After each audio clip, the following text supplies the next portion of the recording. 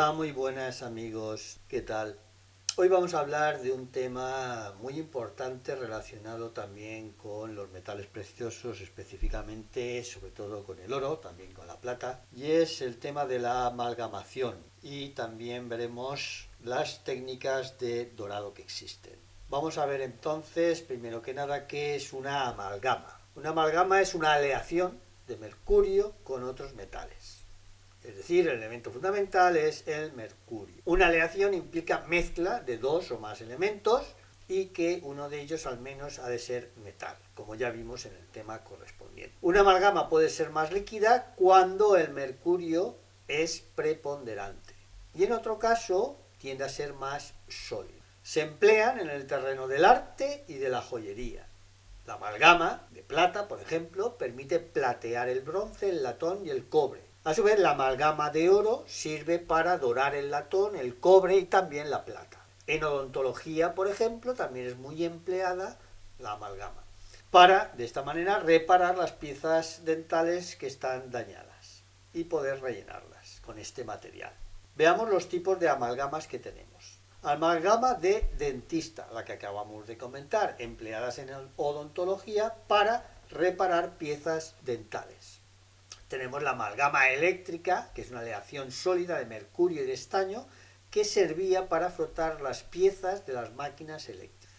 Luego tenemos la amalgama propiamente de estaño, en donde este compuesto está formado por 3 partes de mercurio, una parte de estaño. Es blando, es brillante y cristaliza fácilmente en cristales de tipo cúbico. Es decir, en partes iguales es muy sólido. Esta amalgama sirve para azogar las lunas de los espejos, por ejemplo.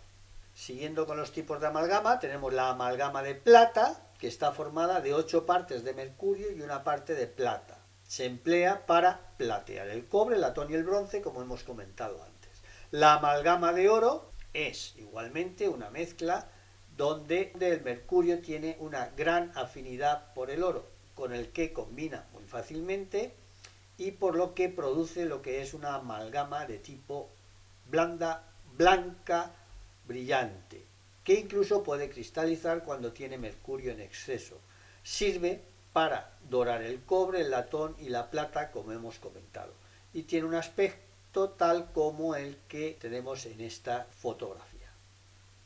Veamos qué relación existe entre las amalgamas y la extracción de oro y plata. Es muy importante, ya que el mercurio se usa para separar y extraer el oro de las rocas o piedras en las que se encuentra, es decir, la mena de oro. El mercurio se adhiere al oro formando una amalgama que facilita su separación de la roca, arena u otro material en lo que se encuentre. Posteriormente, la amalgama, esta bola que tenemos aquí, se calienta para que de esta manera evaporemos el mercurio y quede como residuo el oro. Veamos pues el proceso que se sigue en la minería artesanal del oro, que es muy empleada, extensamente empleada en multitud de lugares del mundo. Bueno, primero que nada tenemos una mena donde existe parte de oro, aparte de otros metales. Lo primero que se hace es triturar esa mena, posteriormente se tiende a moler, a hacerla más fina. A continuación se concentra y se criba para intentar seleccionar el grano de oro o el polvo de oro. Y a continuación, sobre ese conjunto, esa mezcla de oro y otros posibles residuos, se amalgama. ¿Para qué? Para que de esta manera el mercurio adhiera, se mezcle con lo que es oro. Puede ocurrir también que pasemos o se pase en esa minería artesanal de concentrar y cribar directamente a, de una vez molido la mena, pasar directamente a amalgamar. Este proceso, bueno, implica más uso todavía del mercurio. A continuación, cuando ya tengamos la amalgama configurada, lo que hay que hacer es refogar, es decir, calentar para que se evapore el mercurio y nos quede como residuo el oro y el resto de metales preciosos si existen. A continuación, el siguiente proceso ya sería fundir esa pieza refogada, fundirla y posteriormente también refinarla si es el caso. Vamos a ver en qué consiste la concentración gravimétrica que hemos comentado en ese proceso de la extracción de minería artesanal. Se retiran los materiales del material molido que no sean oro, reduciendo el volumen total de la mena molida y concentrando las partículas de oro que contiene. De esta manera seleccionamos mucho más el material sobre el que posteriormente vamos a amalgamar. Por baldeo, por canalón o por criba vibratoria son los procesos que se siguen para esa concentración gravimétrica.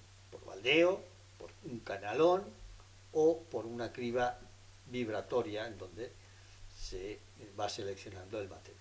Veamos el quemado de la amalgama, lo que también se llama refogado.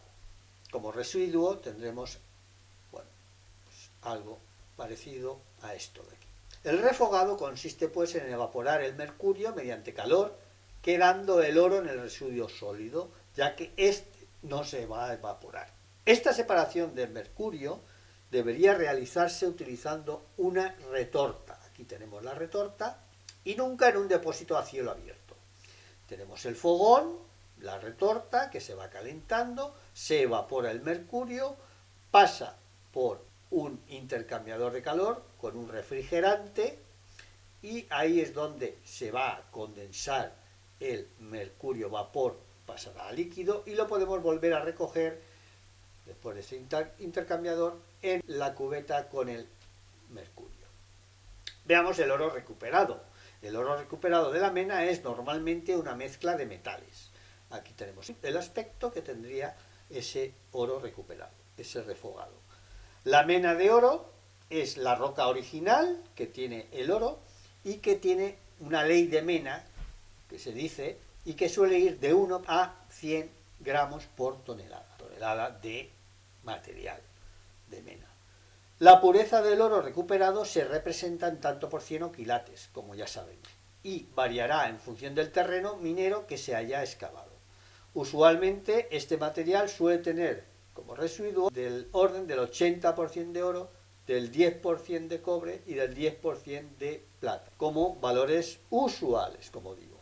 Fundido y refinamiento. El siguiente paso que hemos visto era el de fundido, es decir, una vez tenemos la mena concentrada u oro, lo que tenemos que hacer es fundirlo para crear una pieza como el aspecto que tenemos aquí, que va a ser sólida, uniforme y que pues va a estar compuesta por oro principalmente, junto con posiblemente plata y cobre, como hemos visto en el apartado que hemos desarrollado antes. El oro, una vez lo tengamos ya en esta pieza, lo que podemos hacer es pasar a un siguiente proceso de refinamiento más específico y ya propiamente se hace en un taller de refinería, un taller de oro, para de esa manera obtener oro puro de 24 quilates o de una pureza pues muy alta. Veamos cuál es la problemática de salud y problemática medioambiental que tenemos en todo este proceso de minería artesanal. Hay una pérdida neta de mercurio en el procesamiento de la mena. El mercurio es una neurotoxina y tiene efectos perjudiciales en el sistema nervioso. ¿Mediante qué? Mediante contacto por la piel, absorción, mediante inhalación de los vapores de mercurio y mediante la ingestión dentro de la cadena trófica alimentaria, ya que todo ese mercurio al final lógicamente pues va a ir a los ríos, va a ir a los mares, va a ir a toda la cadena trófica a través de los pescados, por ejemplo, en donde ya se encuentran residuos de mercurios, como todos sabemos. Mercurio que al final pues irá a parar también a los consumidores, a las personas. Y aparte la liberación de todos esos desechos provoca una contaminación, mayor erosión también lógicamente, mayor turbidez, alteración de litorales y pérdida de hábitat de todo el entorno físico en el que se realiza todo ese proceso de minería artesanal. Pues tenemos un grave, serio problema medioambiental y de salud por este tipo de prácticas usuales de las que se extraen buena cantidad de oro. Vamos a pasar ahora a ver las técnicas de dorado o doradura, que están también relacionadas con la amalgamación, puesto que una de ellas es precisamente con la amalgama. La doradura es la acción y efecto de dorar, cubrir con oro, incluso con otra sustancia, la superficie de algo. ¿Qué tipos de dorado tenemos? Tenemos el dorado con amalgama de oro, precisamente, el dorado con lámina de oro, el dorado con oro molido, el dorado con pan de oro, el dorado galvánico, el dorado por eliminación y el dorado químico. Vamos a ir viendo cada uno de ellos. Pasamos a ver el dorado con amalgama de oro. Se aplica una amalgama de oro y mercurio en la superficie del objeto metálico sobre el que queramos dorar para luego someterlo a unas temperaturas relativamente suaves para eliminar, vaporizando el mercurio, consiguiendo de esta manera la adhesión del oro al soporte, al material metálico sobre el que queríamos actuar y queríamos dorar. Se data en el periodo ya helenístico, aunque solo comienza a ser una técnica como tal a partir de la época romana, si bien el origen incluso podría estar en China en el siglo V a.C. Veamos el dorado con lámina de oro. Se aplican láminas de oro de cierto grosor en la superficie de un objeto que se van a sujetar de una forma mecánica. Es lo que llamábamos chapado en oro. Por ejemplo, en objetos de madera, las láminas se podían sujetar con tachuelas o clavos, doblando y presionando los bordes de la lámina de oro sobre el material de base. También adhiriéndolos con algún tipo de pegamento. Para el dorado de metales se podía también martillear y bruñir, pulir la lámina de oro directamente sobre la superficie metálica, calentando el objeto para facilitar así también la interdifusión de ambos materiales. Veamos el dorado con oro molido.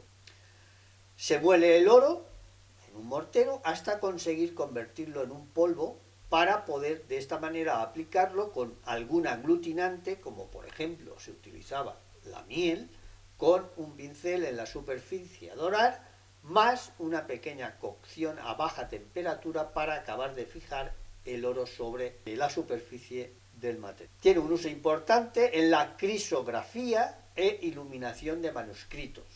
Muy importante a lo largo de la historia, se ha utilizado para dorar el alfabeto. Es la técnica más antigua, ya que su empleo se atestigua en ejemplos de cerámica de la necrópolis de Varna del quinto milenio antes de Cristo. Veamos el dorado con pan de oro. Es una técnica mucho más utilizada, más ampliamente utilizada hoy día incluso, y es una técnica de dorado que consiste en ir adhiriendo láminas muy finas de oro.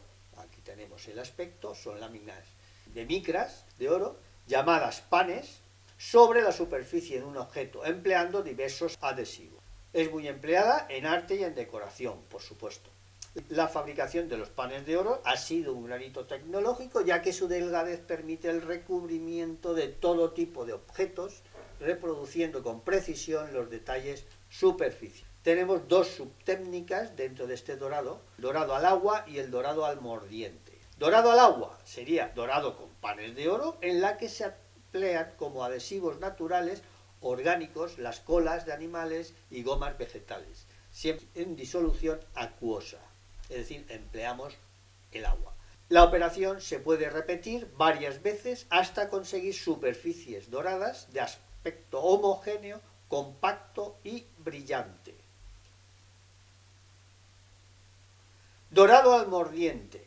Dorado al mordiente emplea panes de oro igualmente, pero se emplean como adhesivos sustancias grasas tipo aceites, yemas de huevo, betún de Judea, etc., conocidos precisamente como mordientes. Se emplean mezclas de aceites, sobre todo aceites de linaza, secantes como el litargirio y resinas, normalmente goma laca. La diferencia entre esta técnica y el dorado al agua, que acabamos de ver, es que el dorado al mordiente no admite el bruñido y, consecuentemente, no se puede conseguir nunca el aspecto brillante y compacto del dorado al agua.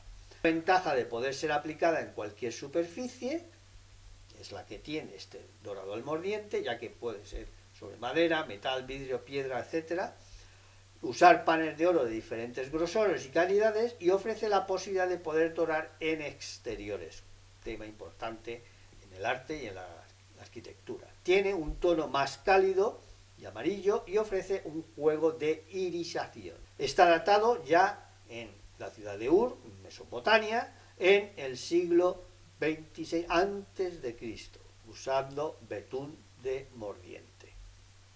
Dorado galvánico. Bueno, es otra técnica importante, también empleada para el dorado, y que utiliza como principio de funcionamiento la electrólisis. Es decir, tenemos una corriente eléctrica de una pila que transporta iones de oro cargados positivamente, presentes en una disolución de oro, tenemos el electrolito, que se van a ir depositando sobre el objeto a dorar que va a ser el cátodo. Tendremos el ánodo, el cátodo, la fuente, tendremos un recipiente con electrolito de iones de oro y estos iones al final irán a parar al cátodo, elemento a dorar. Se deposita al final una capa uniforme y delgada. Hay que acondicionar previamente el objeto a dorar por medio de cualquier sistema de desengrasado. Es importante que no tenga ningún tipo de grasa para evitar que nos adhiera correctamente el oro. Veamos ahora el dorado químico, en qué consiste. Bueno, pues se emplean disoluciones de oro, normalmente mezclas de ácido nítrico, ácido clorhídrico y otros cloruros de oro, dependiendo del tipo de metal a dorar. El dorado químico se puede realizar por la inmersión de piezas que vamos a dorar, de esos materiales, en estas disoluciones específicas, estas disoluciones químicas. Dorado por eliminación o agotamiento.